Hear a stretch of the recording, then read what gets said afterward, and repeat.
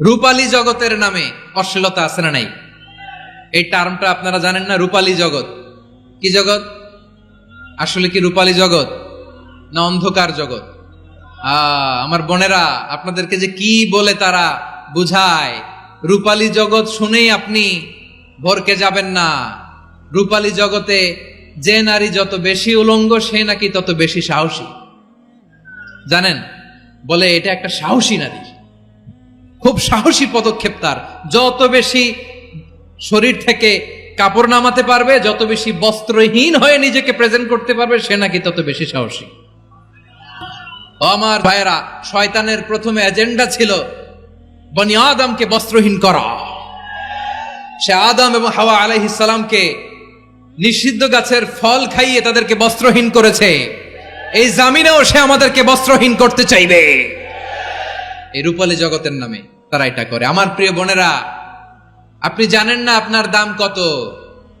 ওরা আপনাদেরকে বিজ্ঞাপনের সস্তা পণ্য বানাতে চায়। ওরা আপনাদেরকে ওদের ভোগের লিপসার টুলস বানাতে চায়। ওরা আপনাদেরকে দিয়ে ওদের খায়েশ পূরণ করতে চায়। এটা আপনাদের জন্য মোটেও ডিগনিটি নয়, এটা আপনাদের জন্য সম্মান নয়। আপনার সম্মান শালীনতায়, আপনার সম্মান হেজাবে, আপনার সম্মান ভদ্রতায়, আপনার সম্মান আপনার ডিসেন্ট পোশাকে। পোশাক বলে দেয় এই নারীটা ভদ্র না অভদ্র। পোশাক বলে দেয় এই মেয়েটা কোন ঘরের মেয়ে। আওয়াজ করে বলেন ঠিক কিনা? আপনি জানেন না, আপনারা সস্তা পণ্য বানায়, ভোগের পণ্য, বিলবোর্ডে আপনাকে উলঙ্গ করে উপস্থাপন করে। এই অশ্লীলতার সাথে ইসলামের কোনো সম্পর্ক। এজন্য আল্লাহ বলেন, আমি অশ্লীলতাকে হারাম করেছি। অশ্লীলতাকে হারাম করার প্রথম কারণ হলো এর মাধ্যমে মানবতাকে অপমানিত করা হয়। কারণ মানুষের সম্মান মানুষের পোশাকে। মানুষ যখন পোশাকহীন হয়ে যায়, বস্ত্রহীন হয়ে যায়, তার সম্মান কমে যায়, ঠিক কিনা? অশ্লীলতাকে হারাম করার প্রথম কারণ হচ্ছে মানুষ মানুষকে অপমান করে। একটা নারী, সে তো সম্মানিত। নারী যে কত সম্মানিত, নারীর এটা বুঝেই নাই। বিশ্বনবী বলেন, আর দুনিয়া কুল্লুহা মাতা ওয়া খায়রু মাতা'আদ দুনিয়া আল মারআতুস সালিহা। আমার বোনেরা, আমার আলোচনা শুনছেন আমি জানি। আপনাদের এই গর্ভ যে কত দামি আপনি জানেন না। আপনার পেট থেকেই আসবে আগামী দিনের সালাহুদ্দিন আল আইয়ুবী। আপনার পেট থেকেই আসবে অনাগত দিনের ইমাম মাহদী আল মুনতাজার। আপনার পেট থেকেই আসবে অনাগত দিনের ফয়সাল, ওয়াসিম, মুগ্ধ, আবু সাইদের মতো বীর যোদ্ধা।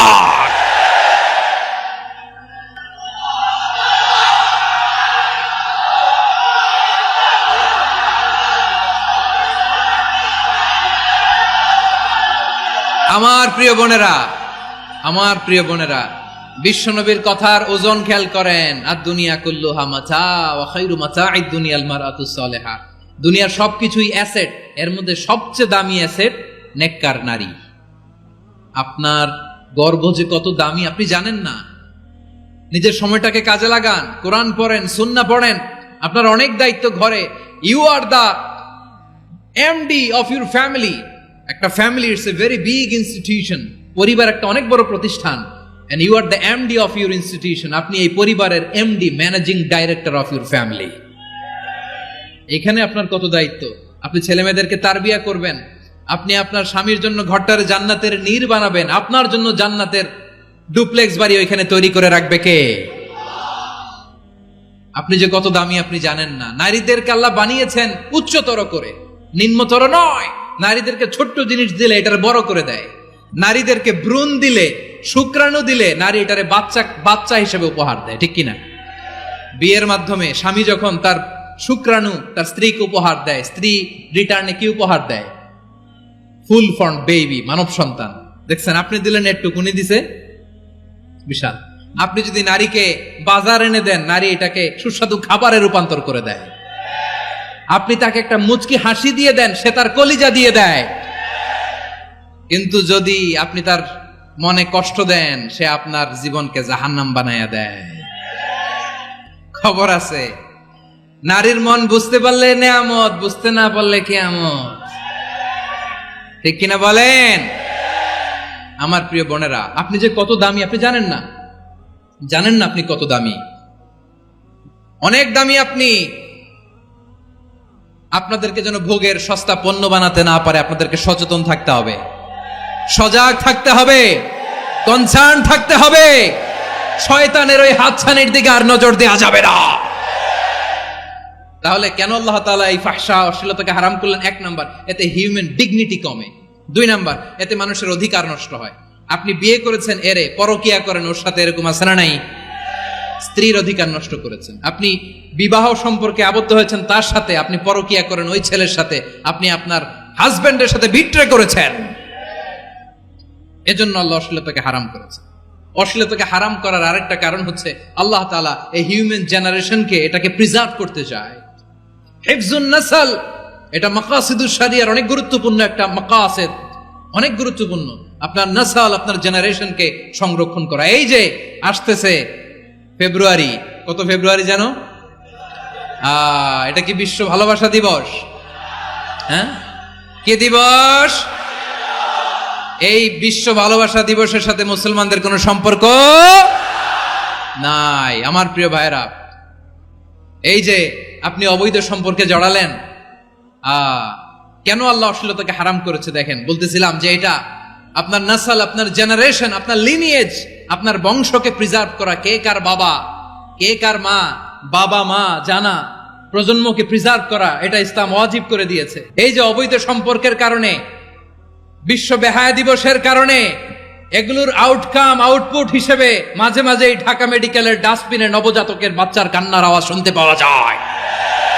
চট্টগ্রাম মেডিকেলের ডাস্টবিনে নবজাতকের কান্না শুনতে পাওয়া যায়। বীর চট্টলার মুসলমানেরা বুঝতে পারলে আওয়াজ করে বলেন, এই যে চট্টগ্রাম মেডিকেলে যে নবজাতকটা পাওয়া গেল, ওর বাবাকে আমাকে বলেন, ওর বাবাকে, ওর মাকে, ও কোন ফ্যামিলির সন্তান কেউ জানে? আপনি হিউম্যান ডিগনিটিকে অপমান করেছেন না? আপনি তার ভবিষ্যৎকে অন্ধকার করেছেন না? আপনি তার লিনিয়েজকে প্রশ্নবিদ্ধ করে দিয়েছেন না? এই জন্য আল্লাহ তাআলা অশ্লীলতাকে আমাদের জন্য হারাম করে দিয়েছেন। পড়েন সুবহানাল্লাহ। এই জন্য রাব্বুল আলামিন বলেন, কুল ইন্নামা হারামা রাব্বিয়াল ফাওয়াহিশা মা যাহারা মিনহা ওয়া মা বাতান। প্রকাশ্য অপ্রকাশ্য সব অশ্লীলতাকে হারাম ঘোষণা করে দিয়েছে কে? আবার দুনিয়ার বুকে যারা অশ্লীলতার প্রসার করে তাদের জন্য শাস্তি মজুদ রেখেছে কে?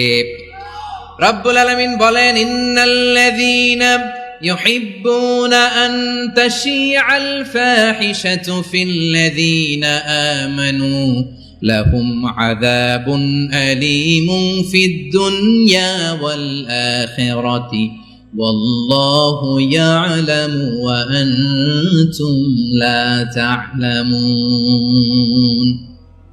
নিশ্চয়ই যারা বিশ্বাসীদের মাঝে অশ্লীলতার প্রচার প্রসার করতে চায় তাদের জন্য আমি মর্মন্তুদ শাস্তি প্রস্তুত করে রেখেছি, দুনিয়াতেও রেখেছি, আখিরাতেও রেখেছি। ঘোষণাটা কার?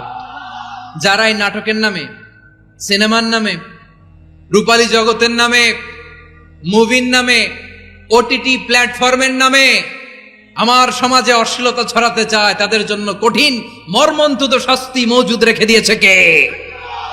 ও আমার বোনেরা, এখনো আপনি জাগবেন না? এখনো আপনার চিন্তার দুয়ারে এখনো নাড়া পড়ে নাই? ওরা আপনাকে উলঙ্গ বানাতে চায়, ওরা আপনাকে আইটেম গার্ল বানাতে চায়। এজন্য ইসলাম অশ্লীলতাকে হারাম করেছে। হারাম। ইসলাম বলেছে যোজন যোজন দূরে থাকো, ওরা বলে না কাছে আসো, কাছে আসার গল্প, ক্লোজ আপ ওয়ান, কাছে আসার গল্প আছে না নাই? আল্লাহ বলেন ওয়ালা তাকরাবুজ জিনা, কাছেও এসো না, জিনা থেকে যোজন যোজন কিলো দূরে থাকো, ওরা বলে কাছে আসার গল্প। আমার ভাইয়েরা, কাছে আসতে হলে আমরা কোরআনের কাছে আসব, কাছে আসতে হলে নবীর কাছে আসব, কাছে আসার গল্প হবে আমার রবের কাছে আসার গল্প। চিল্লায় বলো ঠিক কিনা? আওয়াজ করে বলুন, অশ্লীলতার সাথে আমাদের কোনো সম্পর্ক? আমরা এই সমস্ত ক্লোজ আপ ওয়ান, কাছে আসার গল্পের প্রোগ্রামে যাব? আমরা কোন ধরনের অশ্লীল কন্টেন্ট সোশ্যাল মিডিয়ায়, টিভিতে দেখব? কি যুগ যে আমরা কাটাচ্ছি আপনি কল্পনা করতে পারবেন না। নারী পুরুষের বস্ত্রহীন যুগল দৃশ্য, এটাকে দিয়ে ওরা কোটি ডলারের ইন্ডাস্ট্রি বানিয়েছে। পুরো মানব ইতিহাসে এরকম জঘন্য সময় মানব ইতিহাস পার করে নাই। এজন্য অশ্লীলতার সাথে আমাদের কোনো সম্পর্ক